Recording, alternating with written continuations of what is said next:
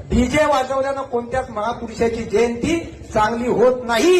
बाबासाहेबांनी गाणं ऐकलं नसन. बाबा भीमाचा कायदा नटवला आणि ना जे भीमाला पटवलं. हे कोणते गाणे आणले आपण? पोटात मावा तोंडात छवान जोरात म्हणते जय शिवराय भावा.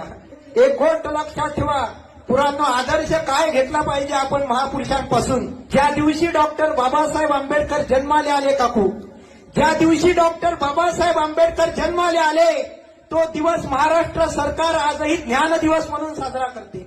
ज्या दिवशी डॉक्टर बाबासाहेब आंबेडकरांनी विद्यार्थी म्हणून शाळेमध्ये पहिलं पाऊल टाकलं 7 नोव्हेंबर, तो दिवस आजही विद्यार्थी दिवस म्हणून साजरा केला जाते.